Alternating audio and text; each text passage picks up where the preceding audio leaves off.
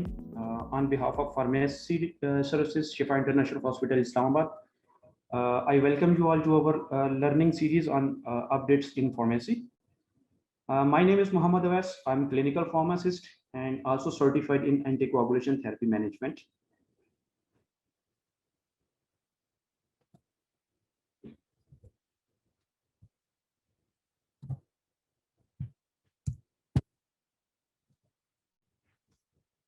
Before going to start our presentation, I would like to disclose that I and my individuals connected to this activity confirm that I do not have any relevant financial relationship with any commercial interest to disclose. In my presentation, I will not discuss any off-label use of the drug.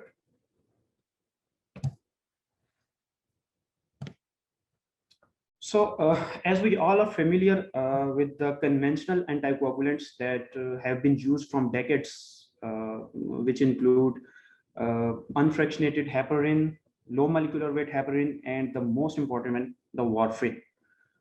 But today we are going to discuss a novel addition to anticoagulation therapy, that is the DOACs. So, what the DOAC is?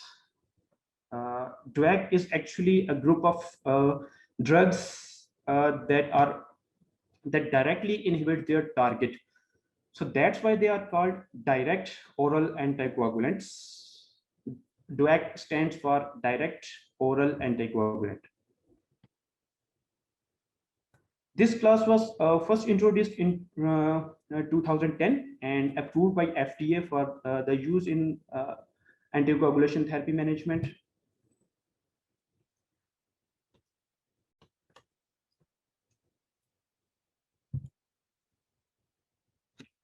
Well, actually, these are relatively new drugs in this in this era. So we have different research and different guidelines in the usage of anticoagulants for the DOACs and the warfarin.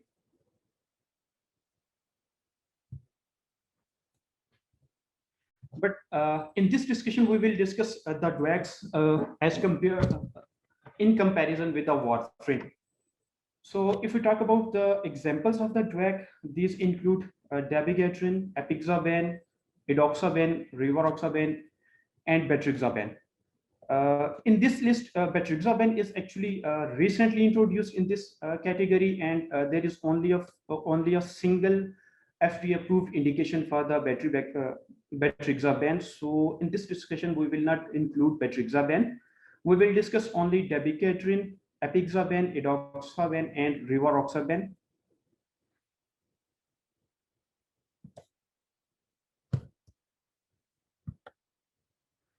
So if we talk about general pharmacological properties of the DOAC as a group and individuals, we have a few prospects which we can talk about. For example, if we talk about the mechanism of action,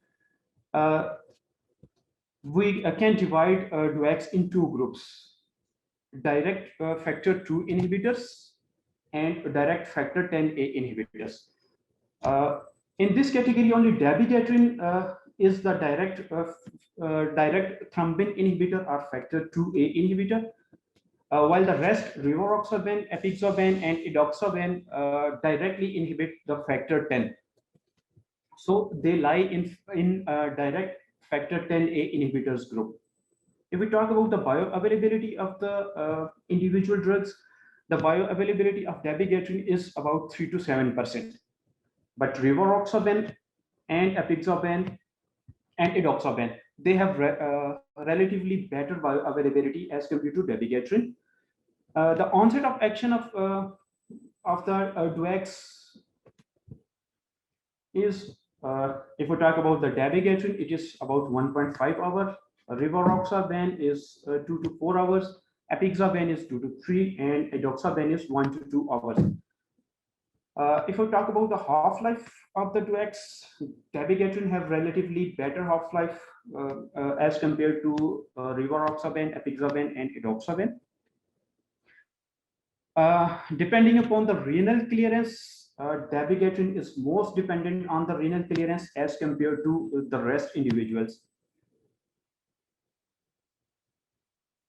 But if we talk about the protein binding, dabigatran has relatively less protein binding as compared to rivaroxaban, apixaban, and edoxaban also. So, because dabigatran is highly dependent upon the renal clearance, so if we talk about the if we talk about the dialysis phenomena, then dabigatran, but the rest, rivaroxaban, apixaban, and edoxaban, they are not removed by the dialysis. So they do not relatively require the dose adjustments. If we talk about the metabolism, the dabigatran and the rest factor 10A inhibitors depend on two types of hepatic metabolisms. PGP transport, P-glycoprotein transport is required for all the DOACs. Actually, PGP transport is required for the absorption of the DOACs from the GI tract. So all the DOACs depend upon PGP transport for their absorption. But if we talk about the CYP hepatic system, then only rivaroxaban and apixaban depend upon the CYP system, but dabigatran and edoxaban do not depend upon the CYP system for their metabolism. So as I have discussed earlier that DOACs will be compared with the warfarin. So there are a few factors which can make the DOACs better option for the against the warfarin.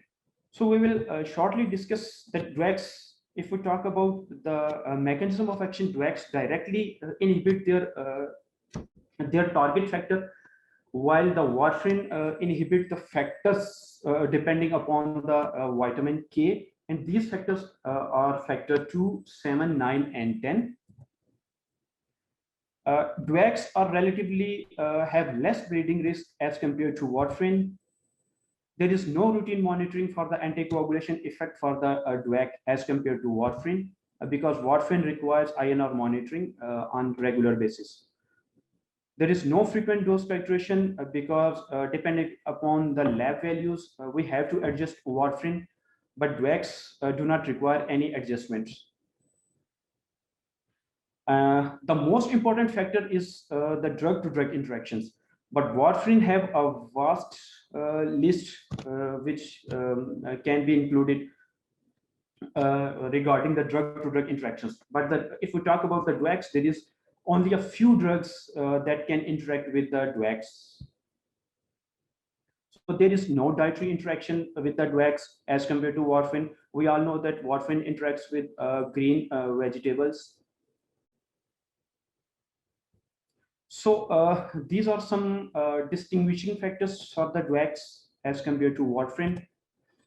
Next, there are some trial results which indicate that the DOACs would be the better option in the VTE prophylaxis or treatment as compared to warfarin. If we talk about the primary efficacy endpoint results regarding a stroke, a systemic embolism, all the DOACs are non-inferior to warfarin. So the endpoint of this trial was that the DOACs can be the better option for the stroke prevention as compared to warfarin.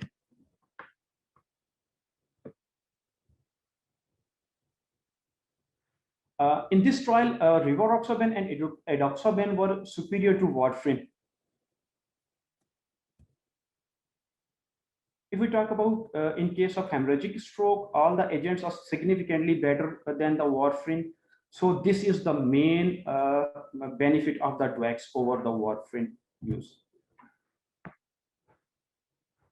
In the ischemic stroke, dabigatran was proved to be significantly better than warfarin.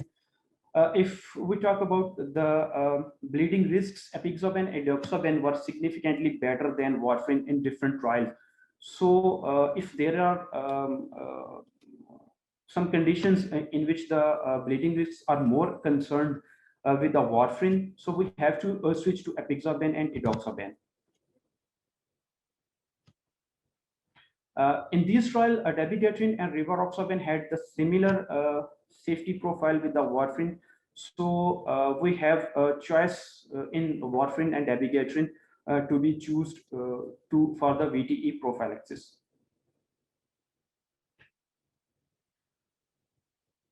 So in different trials that evaluated the mortality, apixaban was proved to be more significant as compared to warfarin in the end mortality benefits.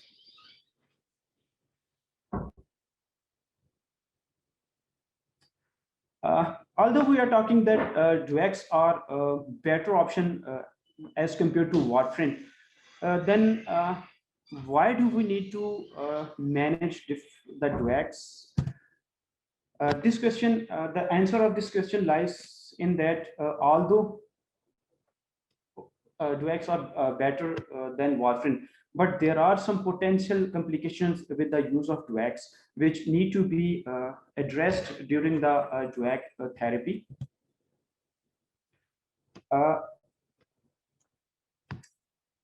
In 2013 and 14, different studies were conducted which showed that DOACs, mostly rivaroxaban and dabigatran, were the 5th and the 10th most common drugs respectively to cause the emergency room visits for ADEs in older patients in the US. If we talk about some real-world evidences which proved that if we use the DOACs for the VTE prophylaxis, there are some suboptimal usage of the DOACs. Some studies showed that if we use the DOACs in atrial fibrillation, 1 out of 8 patients in the community they were dosed inappropriately with the DOACs. Either these doses were overdosing, which caused the increased mortality, or the DOACs went underdosed, which caused the cardiovascular events and ultimately to the led to the hospitalization. So there is another study in which 5,000 patients were studied with non-valvular atrial fibrillation. This study proved that if we treat the patients with non-valvular atrial fibrillation under the supervision of specialized healthcare professionals like pharmacists, the mortality reduced to only 7%. So this means that specialized healthcare practitioners are needed to address and to start the DOAC therapy in different hospital organizations. So if we talk about the safety of the DOACs, there are some measures that should be taken into account before starting the DOACs. For example, there should be appropriate patient selection. We should dose according to the guidelines. There are some monitoring parameters that should be taken into account. There are some guidelines for transitioning between different therapies and transitioning between the care settings.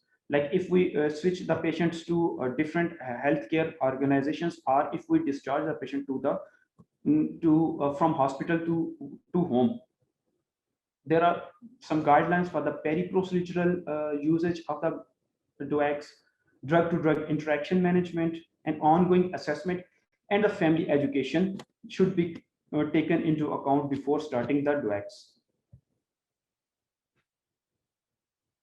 Here are some indications that are FDA approved for the use of DOACs, in which the most important one is the stroke prevention in non-valvular atrial fibrillation. All the DOACs, we can see that all the DOACs are approved by the FDA.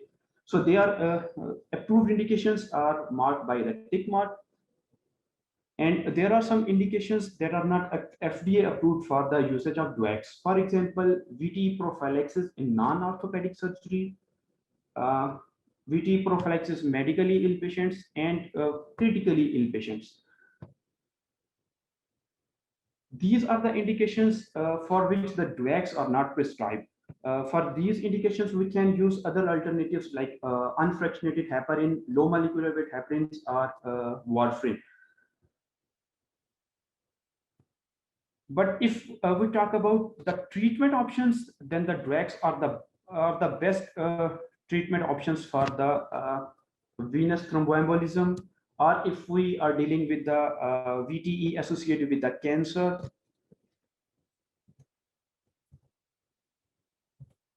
or if the patients are taking or if the patients need anticoagulation therapy with or after PCI, then the DOACs are the best option to be used.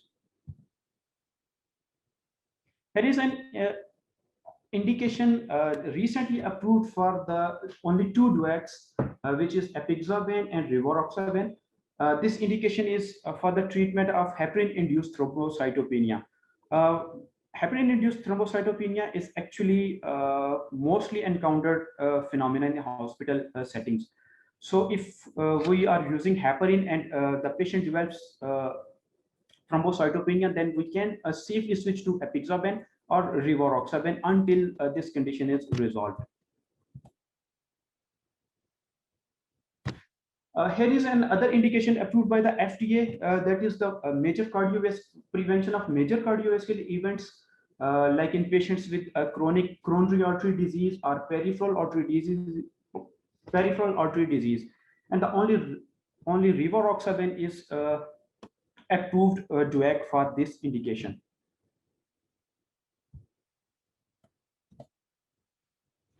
So as we have discussed that before starting the DOAC, we have to carefully select the patient. There are some criteria that should be fulfilled before starting the DOACs. We will discuss briefly different clinical guidelines suggest that DOACs are the preferred anticoagulant therapies, but we have to carefully select the DOACs in some patients because DOACs are not approved for all the candidates. There are some limitations which should be taken into account before starting the DOACs. Before starting the DOACs, we have to evaluate that the benefits outweigh the risks of bleeding. So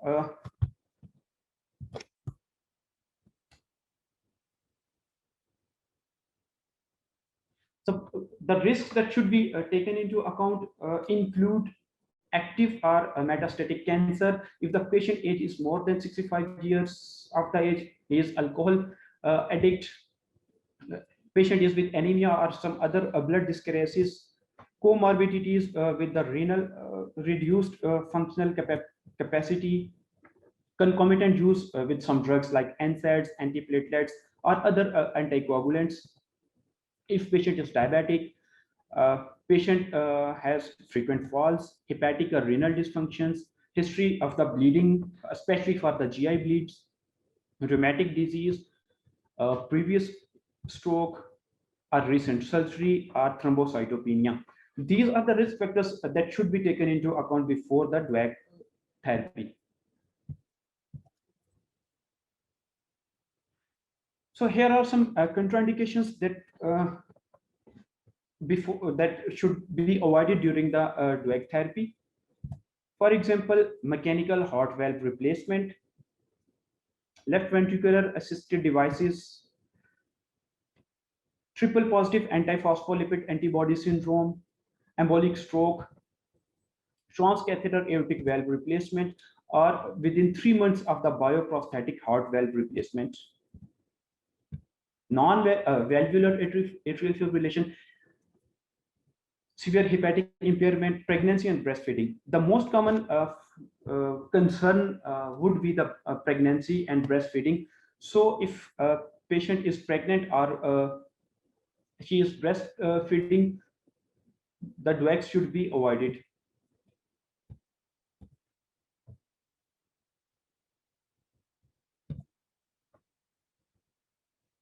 So here is some recommendations regarding the dosage of the different DOACs. We will not go deeply into the dosing chart. Here is just for the reference. If we talk about the non-valvular atrial fibrillation, the dosing guidelines are mentioned here.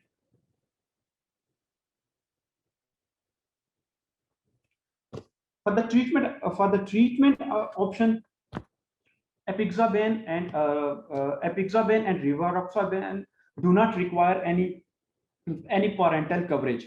That is, they do not require the usage of unfractionated heparin or low molecular weight heparin. But if we talk about the dabigatran and edoxaban, we have to give the patient with parental therapy, like with unfractionated heparin or low molecular weight heparin before starting the dabigatran or edoxaban.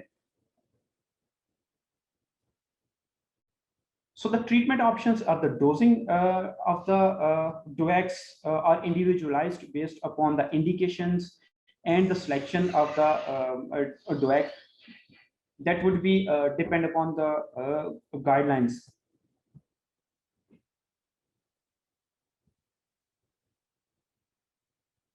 So here is some dosage guidelines for the prophylaxis in case of DVT or P prophylaxis in reduced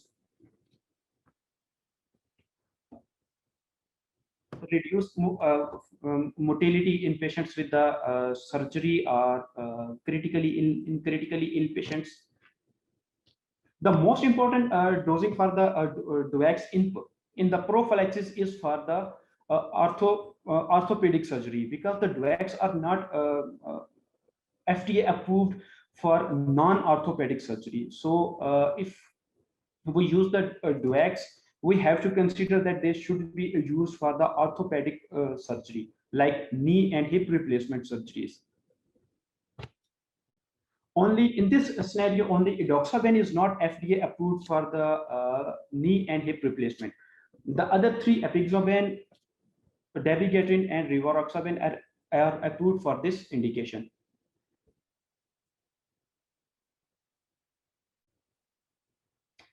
So if we talk about the prophylaxis for critically ill patients, no DOAC is approved by the FDA. Only rivaroxaban is approved for the VT prophylaxis in medically ill patients. As I have talked about the coronary artery disease and peripheral artery disease, only the rivaroxaban is indicated for the prophylaxis in this condition. All the other three DOACs are not indicated for the for the prevention of cardiovascular events.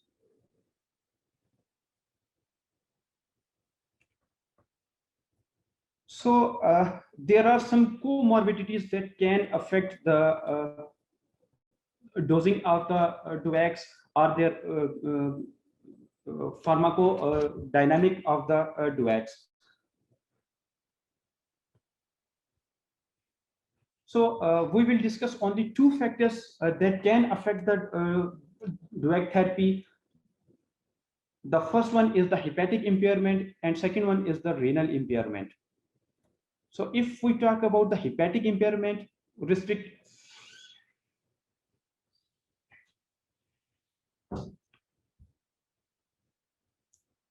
here are some guidelines for the use of DOACs in patients with the hepatic impairment. Well, actually, in case of hepatic impairment, we divide the hepatic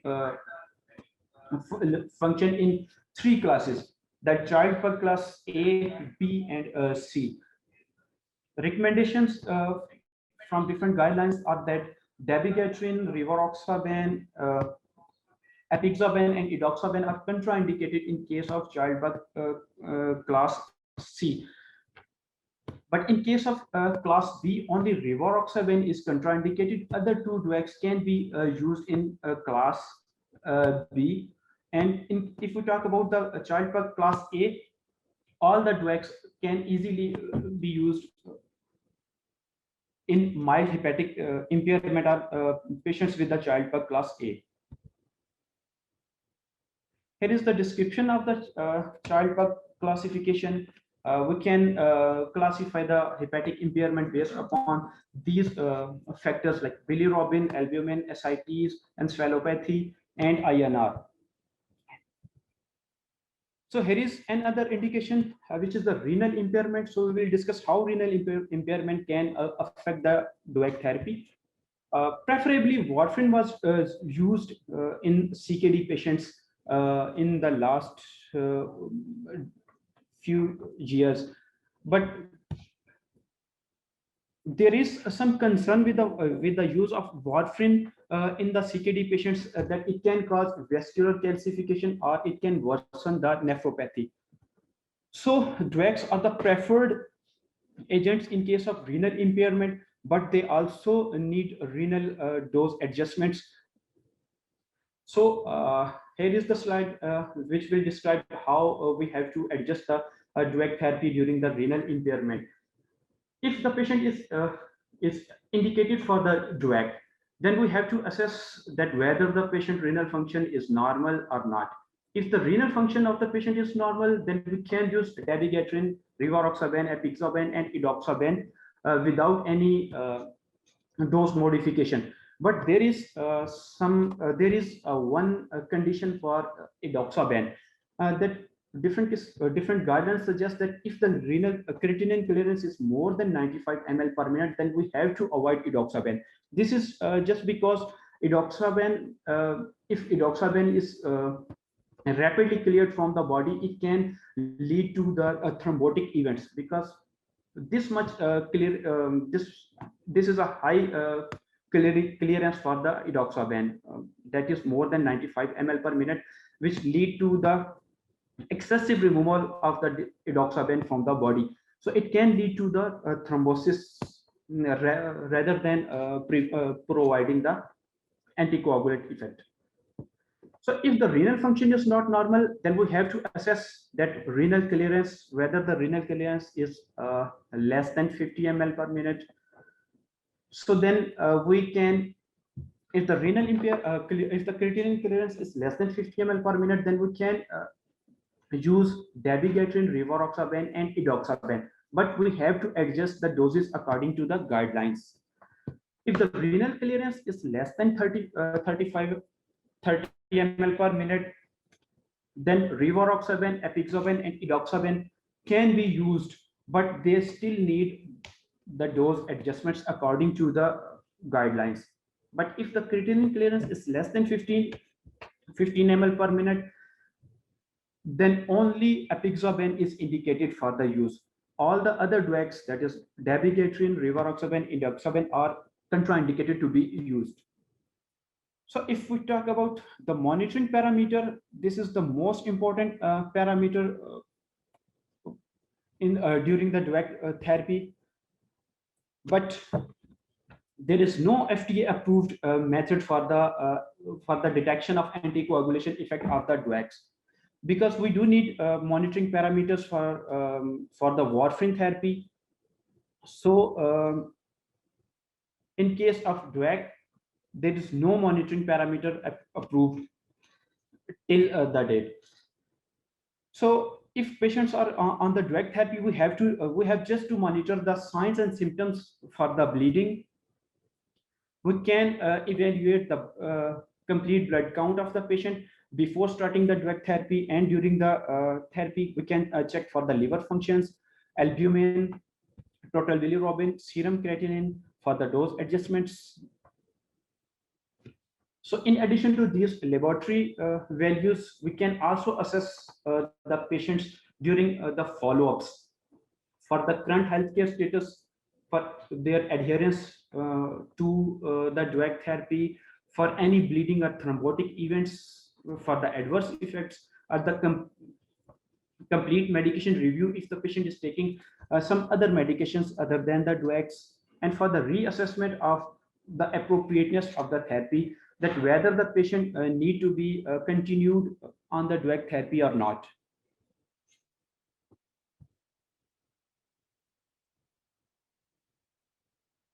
So if we talk about drug-to-drug interactions of the drugs, this is also an important concern during the drug therapy, because there are some few interactions with the drug therapy which can lead to some serious complications. For example, if the drug concentration is increased in the body because of any drug to drug interaction, it can lead to the serious bleeding events. And if the drug concentration is reduced in the body due to any drug interaction, it can cause the serious thrombotic events.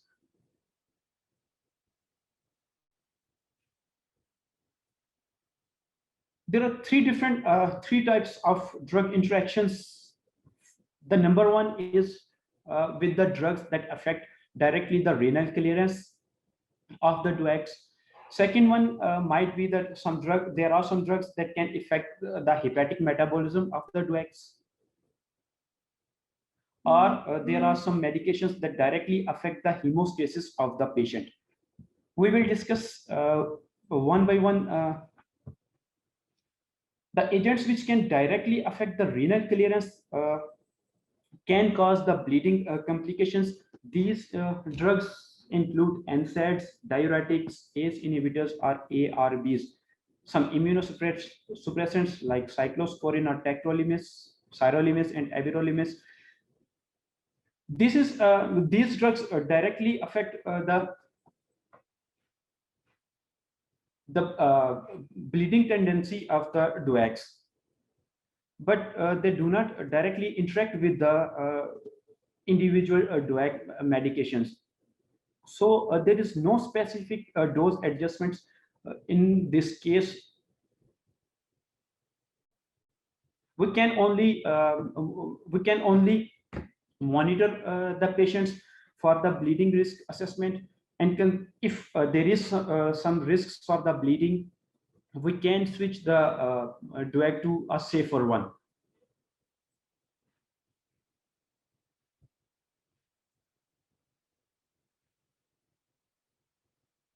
There are some drugs that can affect the hepatic clearance of the drugs, because all the drugs are the substrate of P-glycoprotein, PGP.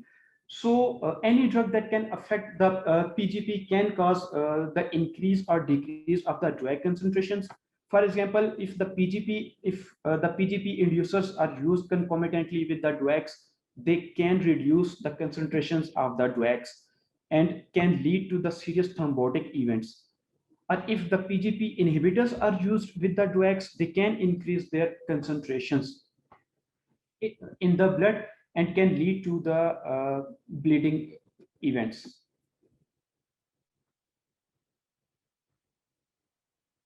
As I have talked earlier, that only rivaroxaban and apixaban are the substrate for the hepatic CYP3A4 system. So any drug that affect this system can also affect the rivaroxaban and apixaban concentrations.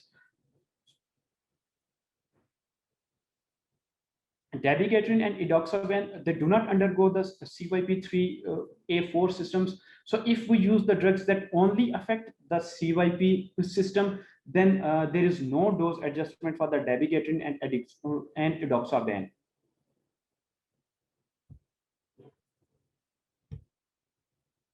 So here are some drugs listed that include the strong CYP3A inhibitors plus PGP inducers, and the strong PGP and CYP3A inhibitors.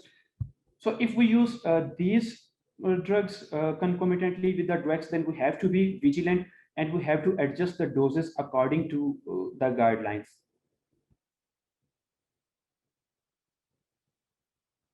So at the number 3, there are some drugs that affect the hemostasis. That is, they directly affect, they do not directly affect the pharmacokinetics or pharmacodynamic of the DOACs, but they directly affect the blood of the patient. For example, if we can use if we use the antiplatelets like aspirin or PY P2Y12 inhibitors like clopidogrel or NSAIDs or systemic corticosteroids, they can interact dynamically with the drugs. That is, they can impair the platelet function and they lead to the bleeding tendency of the patient. For the management of this condition, we should avoid the combination of these drugs with the DOACs. But if we have to add these drugs, we have to only add H2 and antihistamine receptor blockers or PPIs to prevent the bleeding events.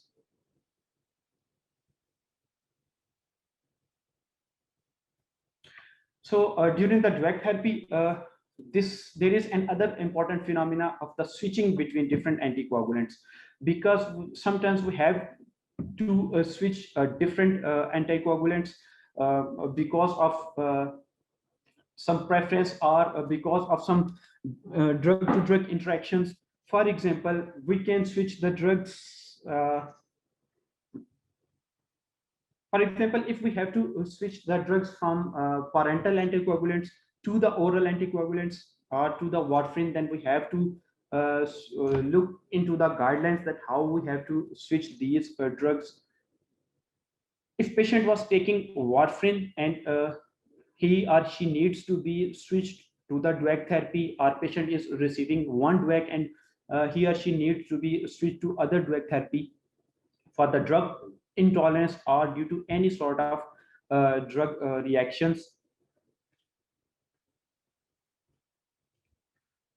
There is another condition that if patient was taking DOAC and he or she has to switch to warfarin because of the drug intolerance, failure of the therapy, or some sort of preferences of the family or the patients, or development of some contraindications to the DOAC therapy. For example, if patient is getting pregnant or renal function is getting worse, then we have to switch the DOACs to some other alternative, safe alternatives. Or if we have to add some new drugs that can interact with the DOACs, so we can switch the DOACs to the safer option.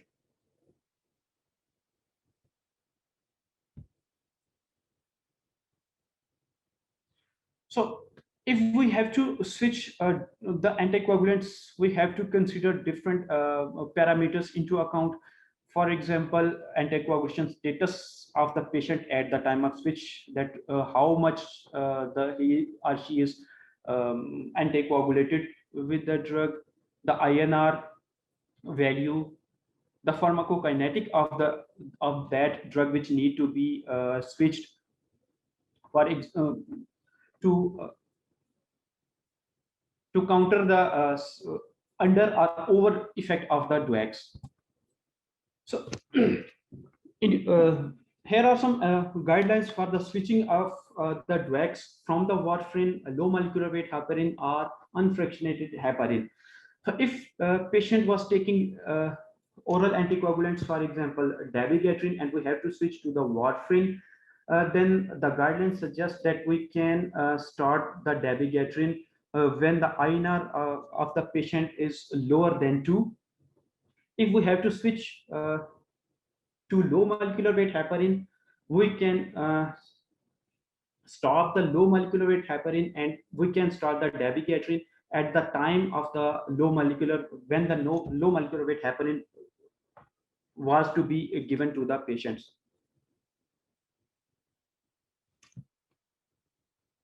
If patient was on heparin infusion and we have to switch to the oral anticoagulant, then we can stop the infusion and can immediately start the DOACs. And if we have to switch one DOAC to other DOAC, we can stop the DOAC and the next, and the other DOAC can be started at the next when the next dose of the DOAC is to be given to the patient.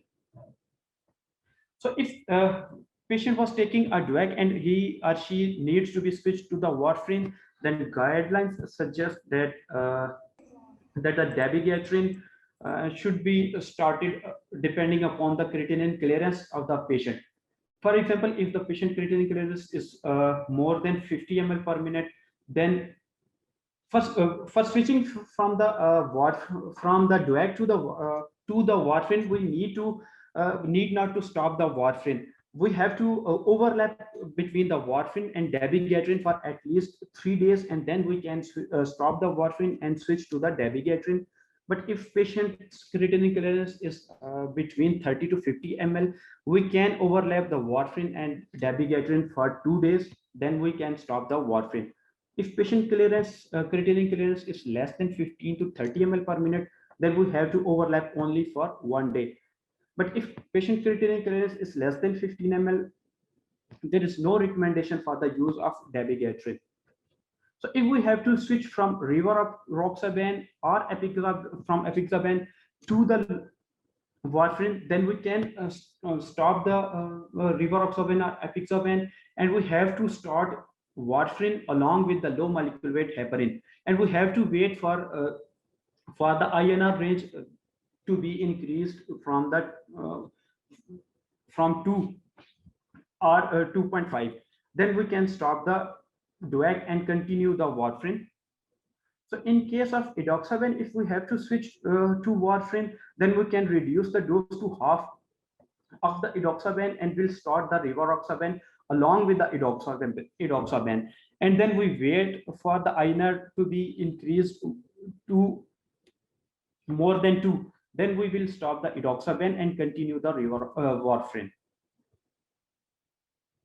So here is another guidelines when we have to switch from any DOAC to low molecular weight heparin or infusion of the heparin. We can, in case of dabigatran, we can start the dabigatran after 12 to 24 hours after stopping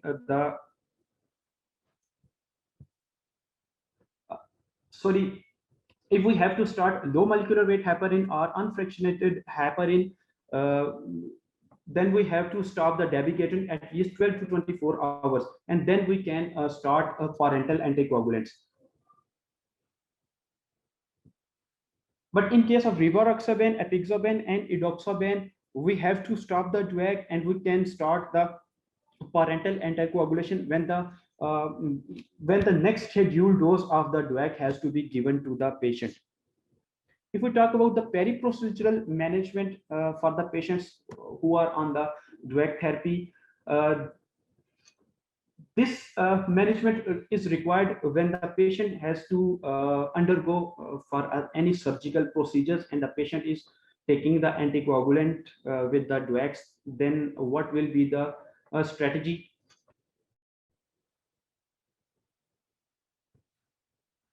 There is a study that suggests the perioperative management, which is the perioperative anticoagulation used for the surgery evaluation, which is called the PAUSE study. This study suggests that we have to assess the bleeding risk of the procedure before stopping the DOAC management. If there is no bleeding risk with the procedure, then we can continue the DOAC and without any interruption, and we can do the procedure. But if there is a bleeding risk associated with the procedure, we have to determine that the intensity of the bleeding risk with that procedure, whether it is standard or low, or it is a high risk, high bleeding risk procedure. Another suggestion is that if the patient has to be undergo any neuroaxial anesthesia, or epidural catheter, then there are some guidelines that should be followed before stopping the anticoagulation. Step 2 suggests that if the patient was taking dabigatran, then we have to assess the patient's renal function before stopping the DOAC management before any surgical procedure. Taking into all these factors, we have to develop a plan that how the DOACs should be stopped pre and pre-procedure, and how the DOACs should be started after the procedure. So here is a plan that should be developed for some surgical procedures.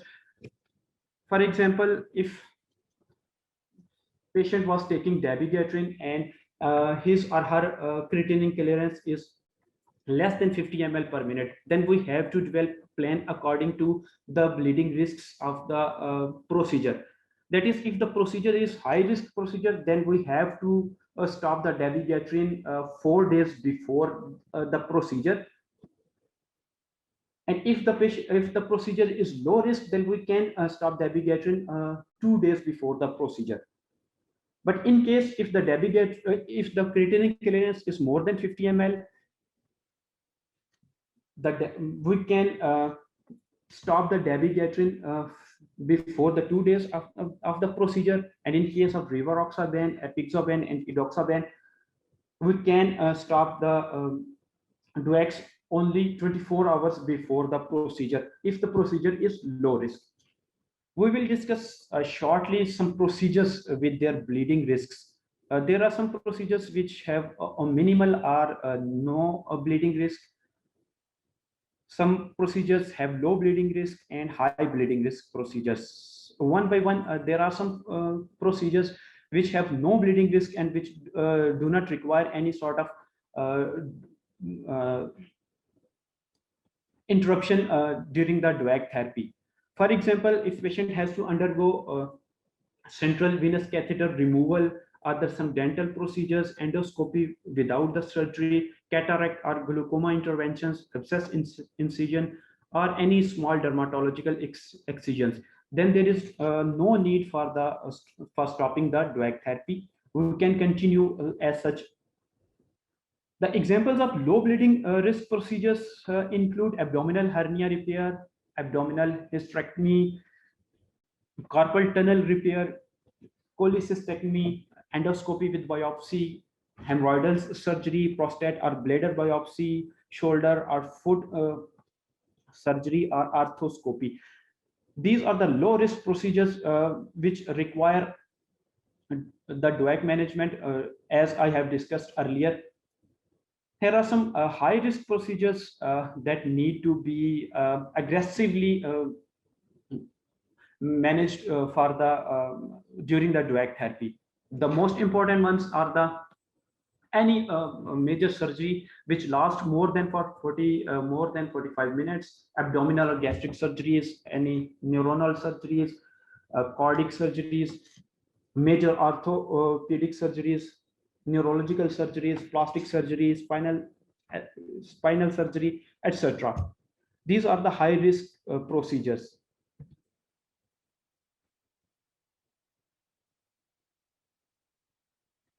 So here is an important phenomena that how we have to manage if the patient on the DOAC therapy undergoes any sort of bleeding. Bleeding risk can be divided into two groups. That is, if there is a minor bleed or if the bleeding is life-threatening.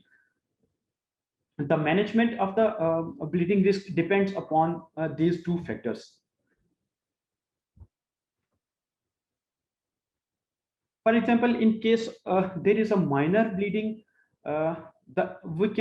we should not use antidotes. For example, andexanet alpha, which is the antidote for rivaroxaban and apixaban, or idarusizumab, which is the antidote for dabigatran, or prothrombin complex concentrates should not be used for minor bleeding. We have to manage the minor bleeding conservatively. But if the bleeding continues, we can use the tranexamic acid, but we need not give antidotes to minor bleeding patients. But in case of a life-threatening bleeding, we have two scenarios. That if the antidote is available, then we have to use that antidote. Or if the antidote is not available, then what the strategies should be done to manage the life-threatening bleeding. If the antidote is available, then we can divide the bleeding risk management into two groups, whether the patient has taken the dabigatran or apixaban or rivaroxaban. If the patient has taken dabigatran, then we can use idarucizumab, which is the approved antidote for the dabigatran, and the dose of the dabigatran is mentioned here, that we have to give 5 grams of idarucizumab to reverse the dabigatran effect. The recommendations suggest that only single dose should be used for the dabigatran, but if the bleeding is persistent, we can use the second dose of idarucizumab 12 to 24 hours after the first dose.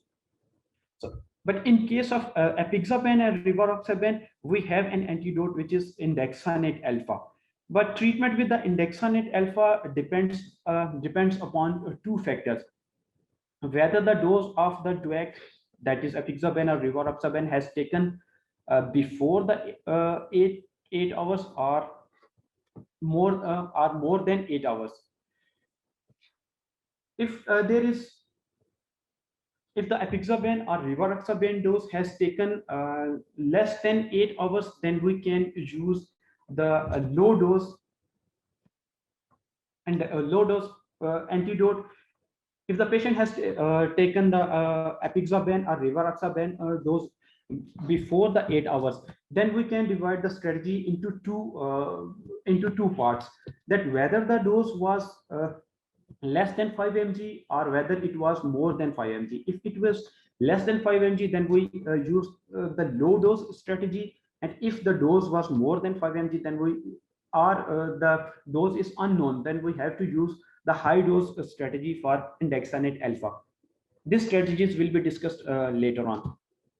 And if the patient has taken rivaroxaban, we have to consider that whether the dose was 10 mg, less than 10 mg, or it was more than 10 mg. If the dose was less than 10 mg, then again we use the low dose indexanate alpha, and if it is more than 10 mg, then we have to use the high dose indexanate alpha. But if we know that the last dose of the drug was taken before more than 8 hours, then for both apixaban and rivaroxaban, we can use the low dose strategy of the indexanate alpha. So what is the low dose and high dose indexanate alpha strategy? For the low dose indexanate alpha, we can use 400 mg of the indexanate alpha in the form of IV bolus, and at the rate of 30 mg per minute. Then after 2 minutes, we can give the IV bolus of the 4 mg per minute for up to 120 minutes. And in case of high dose strategy, we give 800 mg of indexanate alpha as a bolus dose at a rate of 30 mg per minute. Then we give the infusion after 2 minutes at a rate of 8 mg per minute for up to 120 minutes. So what we will do if we do not have antidote available to manage the life-threatening bleeding? Here are some suggestions. If we do not have antidote, whether idarucizumab or indexanate alpha, we can manage the bleeding with the local protocols. For example, we can use 4 factors PCCs or 3-factor PCCs, which are readily available in hospital settings. The dosage of the PCCs are described as 2000 units as a fixed dose, or it can be a weight based dosing. For example, 50 units per kg of the actual body weight. But guidelines suggest that we should not repeat the dose of PCCs unless the bleeding is continued. We can manage the bleeding with the use of tranexamic acid. We have both the formulations in the form of oral and IV form. We can use oral activated charcoal, but oral activated charcoal can be used if the DOAC is taken less than 6 hours. If more than 6 hours have passed, then we should not use oral activated charcoal. During the bleeding management, we should avoid the use of recombinant factor VII. Similarly, during the bleeding management, we should not use the fresh frozen plasma or cryoprecipitates, because these products can worsen the effects of the DOACs instead of managing the bleeding. So here are some guidelines that how we can restart the DOACs after the bleeding has been managed. Before restarting the DOACs, we should carefully assess the risks and the benefits for the restarting of the DOACs. That is, whether the patient is still need any sort of anticoagulation with the DOACs. If there is the chances of thromboembolism, then we have to restart the DOACs. But we have to make sure that after restarting the DOAC should be given in proper dosage forms, and we have to assess the renal functions, weight, and the proper indication of the patient, so that to avoid any sort of bleeding.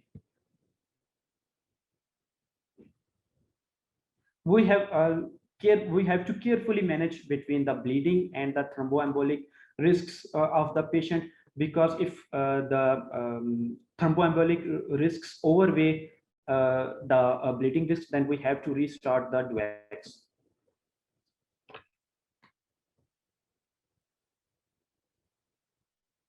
So before restarting the DOACs, we can discuss with the patient, with his family, or with the other caregivers, that is with the surgeons or physicians that are managing the DOAC therapy. During the DOAC therapy, there is a phenomena of most importance, that is the transition of the care. Transition of care means that if the patient is discharged from the hospital to the home, or if the patient is transitioned from one healthcare system to other healthcare system, or from one ward to the other ward, then there are some points that should be taken into account while transitioning the patient from one facility to other facility, because during this period there are more chances for the medication error, that the proper dose will not be given to the patient, or the overdosage can occur. So for the optimal transition, we have to consider that patient is appropriate for the DOAC therapy. We have to consider the eligibility of the patient for the DOAC therapy. If patient is discharged from the hospital to the home. Similarly, we have to consider that if we discharge the patient to home, then the DOACs are easily available to the patient.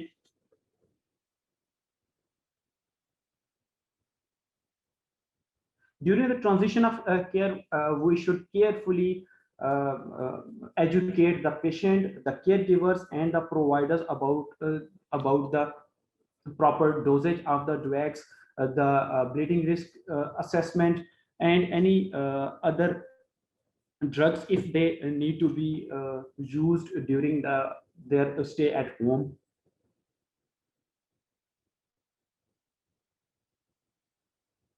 If we are transitioning the patient from one healthcare to other healthcare system, then we should carefully document the time of the last dose that is administered to the patient. So to minimize the duplication of the therapy,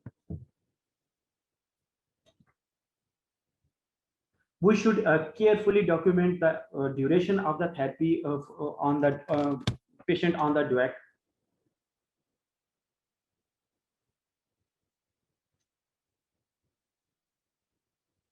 So similarly, we have to document the contact information, whether it is for the patient, for the caregivers, or the family member of the patient, so that the proper there is a proper communication between the healthcare and the patient to avoid any sort of complications.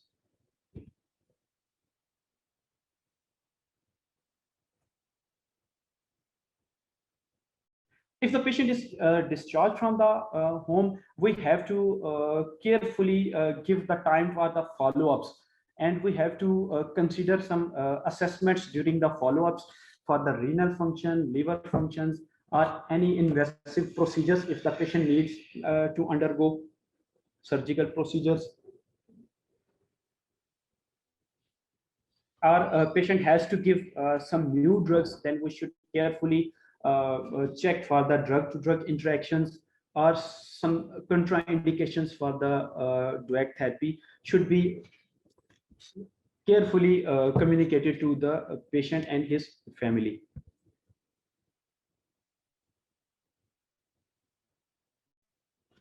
So patient and family education is most important when patient is on the drug therapy. So we so we should give the education to patient and family with the proper documentation.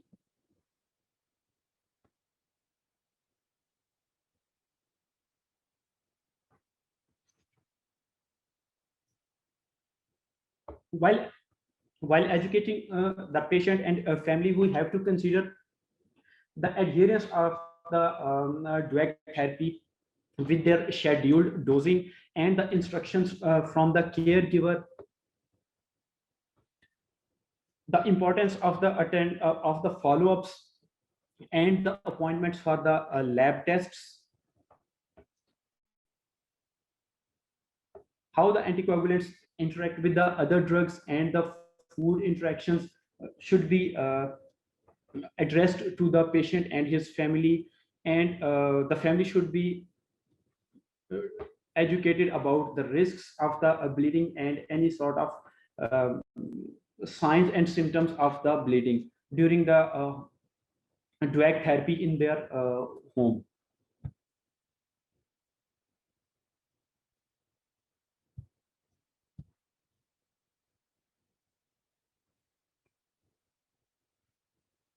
The Joint Commission has established some guidelines for the institutions or hospitals which are managing the patients with the anticoagulation, whether it will be with the DOACs or with the heparin or low molecular weight heparins.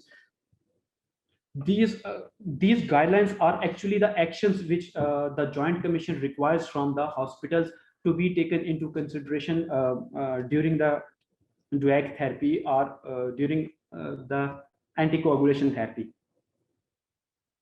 If we summarize these points, the Joint Commission requires that all the hospitals that use the anticoagulation, there should be an evidence-based practice guidelines to be used in the hospitals, which should include the patient selection criteria, the proper dosing, the dosage adjustments with age of the patients, and the renal and liver functions for the drug-to-drug interactions, drug-to-food interactions, and other risk factors should be documented properly.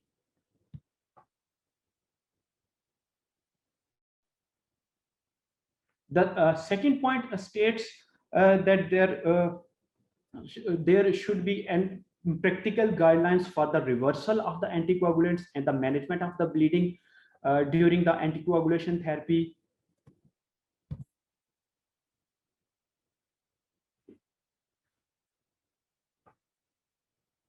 So there are in case of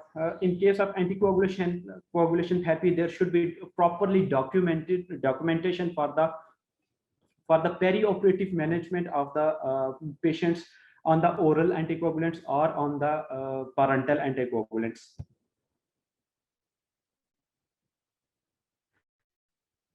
The hospital should have a written policy which address the need of the baseline and ongoing laboratory tests for the proper and safe anticoagulation therapy.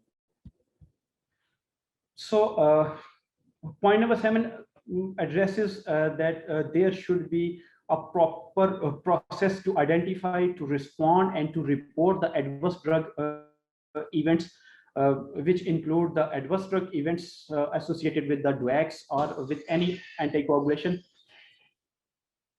The required numbers, the point number 6 requires that patient, the hospital or the organization should provide a proper education to the patient and their families, specifically to the anticoagulation medications that are prescribed from the hospital.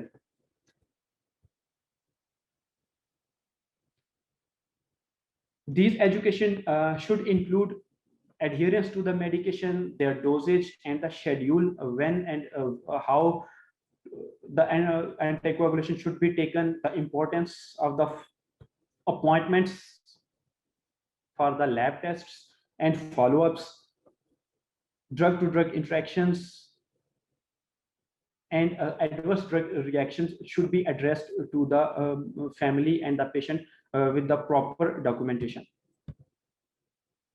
So if the patient is using oral anticoagulants, then there should be a unit dose dispensing for these anticoagulants. If we are using the pre-filled syringes or we are using infusion bags, then there should be a proper guidelines for the usage of these formulations. So if the hospital is using the heparin, then there should be a programmed pumps should be used for the proper administration of the heparin, so to minimize the risk of unstopped administration of the heparin to the patient. So if we talk about the current scenario of the COVID, then there are some questions that whether we should use the anticoagulation and how we use the anticoagulation during this pandemic. So because the COVID is associated with some sort of thromboembolic events, so the patients that are managed in the hospitals, or even if they are being managed in the home, they need to be properly anticoagulated during the COVID pandemic. But there are some recommendations that whether we use oral anticoagulants for the thromboembolism prophylaxis or whether we have to use the parental anticoagulants. The recommendations say that oral anticoagulants should not be used for the thromboprophylaxis in COVID patients, unless there are some other indications for the use of thromboprophylaxis with the oral anticoagulants. So for the COVID patients, the recommendations suggest that we should use low molecular weight heparin or heparin infusions for the treatment of thromboembolic events, or even for the prophylaxis. We have to use only low molecular weight heparins. We should avoid the direct oral anticoagulants during the COVID pandemic, but only one DOAC is approved for the home therapy of the COVID patients, which is rivaroxaban. Rivaroxaban should be used post discharge, but they are not recommended to be used during the hospital during the hospital stay of the patient.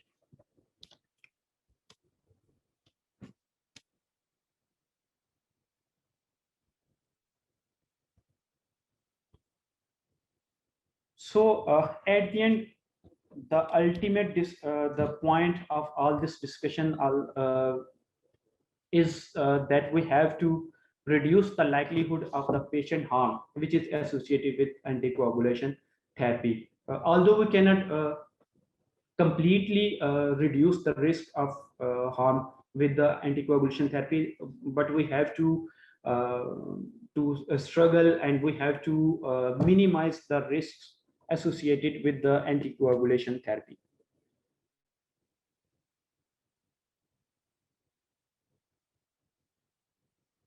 So here is the end of this session. If you have any questions, you can ask. Thank you, Sir Awais. There are multiple questions in the question answer box. So I will go one by one. There's a question that why DOACs don't require monitoring of INR? Sorry, sir, can you repeat? Why? Why DOACs don't require monitoring of INR? Well, actually, DOACs जो हैं वो हमारे जो sorry if you can speak in English. DOACs do not require INR monitoring because they do not affect directly to the coagulation cascade, which includes the coagulation factors. For example, coagulation factor 7, 8, 9, or 10. They directly affect the factor 10. They do not affect the other factors which affect the INR value of the patients. They directly interact with the factor 10, which do not need to be monitored. So that's why they do not need INR monitoring, because INR monitoring is required for those medications which involve affecting the factors 7, factor 8, 9, and factor 12. Okay. Another question is that can DOACs can be prescribed in patient with malignancy? Yes, drugs can be prescribed for the patients with malignancy, but they are not preferred ones. We have to use a low molecular weight heparin as the preferred agent for thromboprophylaxis in malignancies. But if there are some indications to use of low molecular weight heparins, like if renal function is impaired or any other indication, contraindications exist, then we have to switch to oral to DOACs. And the guidelines suggest that we should not use the warfarin to malignant patients. So DOACs are better option for the malignancies. If a patient is using warfarin and he or she develops neuropathy, it becomes worsened, then can we switch warfarin to DOACs? Yes, I have mentioned in the switching protocol that there are some concerns with the warfarin use, although it is safe to be used in nephropathy, but in CKD patients, but it is more associated with the nephropathy and calcification during the CKD. So we have to switch to DOACs.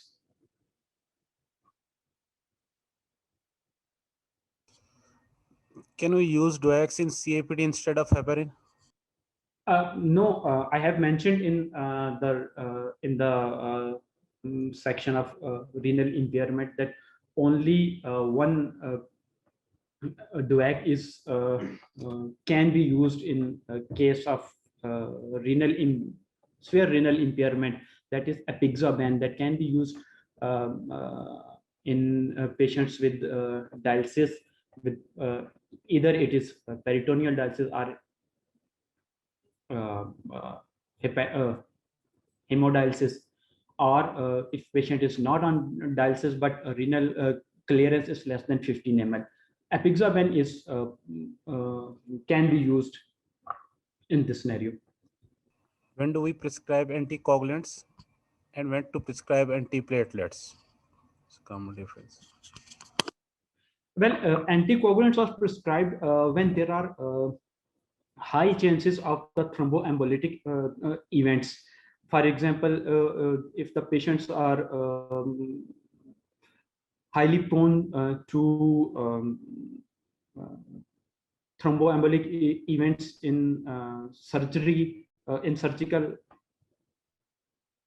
procedures, or if patient is has to undergo any sort of orthopedic surgery, or if patient has cardiovascular diseases that can cause stroke, then the patient need a proper anticoagulation. Our patient is immobilized for more than 48 hours with medical conditions or with the surgical conditions. So these are some indications that require proper anticoagulation. But if patient is on very low anticoagulation, very low thromboembolic risks, then we can use only antiplatelets like aspirin. Rivaroxaban 10 mg is recommended for COVID-19 patients. What would be the protocol?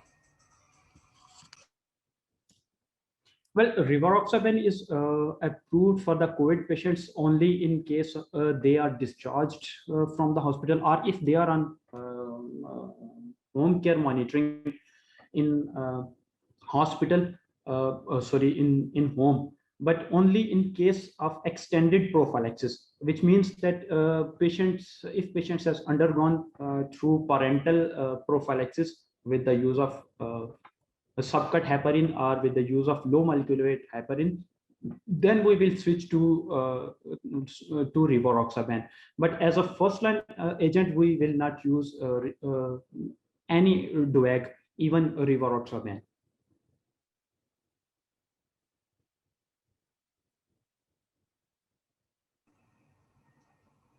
Although I have answered this question, I will repeat. Which therapy is better for valvular atrial fibrillation, warfarin or DOACs?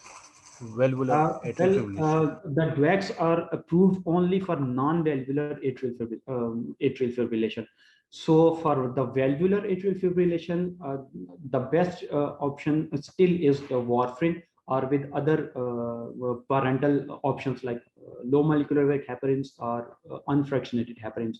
DOACs are not approved for valvular atrial fibrillation.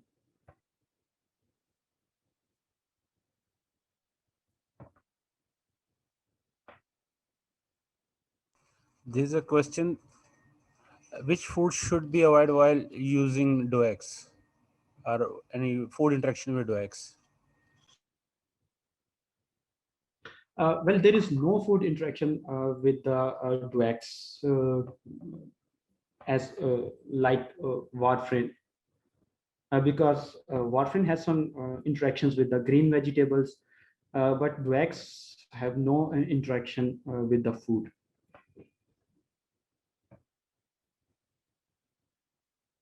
Last question: why DOACs in critically ill patients but not in medically ill patients to be used? What is the difference between both?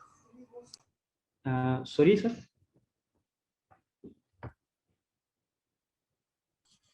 The question is: we use DOACs in critically ill patients but not in medically ill patients.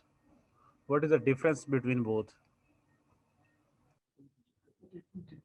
Well, actually, the recommendations suggest that we should not use the DOACs in both the conditions, in critically ill patients or medically ill patients. Well, medically ill patients are the patients with some medical conditions, like they can be with some cardiac diseases, with some lung disease, or with infections, sepsis, etc. These are some medical conditions. And in critical situations, there are some examples. We can say that patient is with trauma, or patient is with burns. These are critical conditions. So why they are not used in these conditions? Because they are not assessed in any sort of trial. because there are some trials which used DOACs in medically ill patients or critically ill patients, and these trials were stopped during during the studies because of increased risks of bleeding and some sort of thromboembolic events. So till now there is no study on medically or critically ill patients with the use of DOACs. There is a question from a participant that in my presentation that DOACs can be used during the dental procedures, and how can dental procedures cause bleeding?